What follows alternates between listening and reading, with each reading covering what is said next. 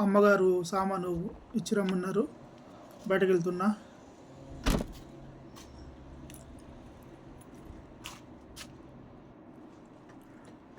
చూసిరా, నేను వంట చేసుకునేటప్పుడే నాకు ఫోన్ వచ్చింది. సగంలో అన్నం వండేసిన అయిపోయింది. బయటకు పోతున్నా. ఇది బయట తాళం వేసుకుంటున్నా. అది వచ్చేసి నా కారు, అది వచ్చేసి నేను నడిపించే బండి. ఇప్పుడు బయటకు పోయేటప్పుడు మీకు కొద్దిగా బయట కూడా చూపిస్తా ఎలా ఉంటుంది ఏంటిది అనేది. ఇప్పుడు బండిలో కెమెరా ఉన్నది, బ్యాక్ కెమెరా చూడండి. కెమెరా ఉండడం వల్ల కూడా బయట కొద్దిగా మనకు బయట ఏమన్నది కూడా కనబడుతుంది. యాక్సిడెంట్ అవ్వడానికి అవకాశం ఉండదు.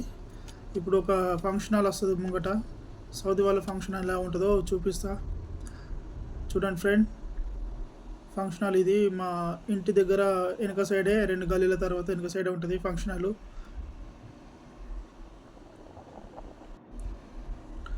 తర్వాత వచ్చేసి వెళ్తున్నాము. సిగ్నల్ పడ్డది, సిగ్నల్ ఓపెన్ అయింది. ఇక్కడ నుంచి లెఫ్ట్ తీసుకొని వెళ్ళాలి. ఇక్కడ ఇది రోడ్ వచ్చేసి ఖాలిద్ బిన్ తరీక్.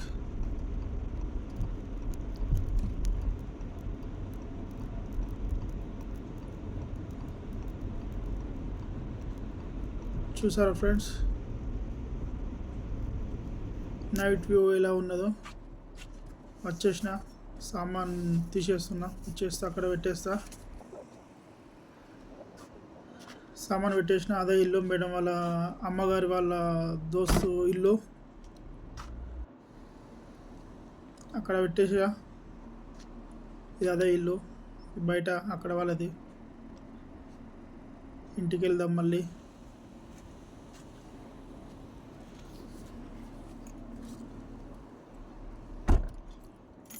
చెప్పండి ఫ్రెండ్స్, ఇంకా ఏం సంగతులు. ఇది వచ్చేసి బయట.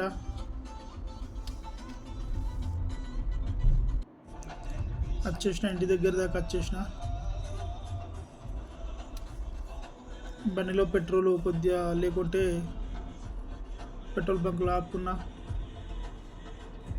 పెట్రోల్ ఒప్పించుకుంటా. ఇది కార్డు నా దగ్గర ఉంటుంది, అది స్కాన్ చేస్తే అయిపోతుంది. అలా డబ్బులు ఉంటాయి. ఎప్పుడు 1000 రియల్ 500 రియల్ డబ్బులు ఉంటాయి. పెట్రోల్ కొట్టైనా బంగాలైనా ఫుల్ కొట్టమని చెప్పిన. ఇలా 91 95 ఉంటుంది. నేను చెప్పింది 95 అంటే కొద్దిగా పవర్ ఎక్కువ ఉన్నది.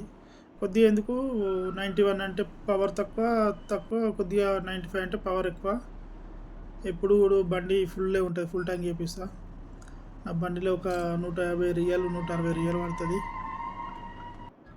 అయిపోయింది, వెళ్తున్నా. చూడండి ఫ్రెండ్స్, ఇది ఇప్పుడు కట్టే కొత్త అపార్ట్మెంట్లకు లైటింగ్స్, తర్వాత వచ్చేసి వ్యూ ఎంత బాగుంటుంది అంటే అంత బాగుంటుంది. ఇది వచ్చేసి పార్కు, మా ఇంటి దగ్గరనే ఉంటుంది. పక్కకు పార్కు బాగుంటుంది. ఈ పార్కు కానీ కొద్దిగా ముందుకు వస్తే స్కూల్ అది కనబడది, రిపేర్ అవుతుంది.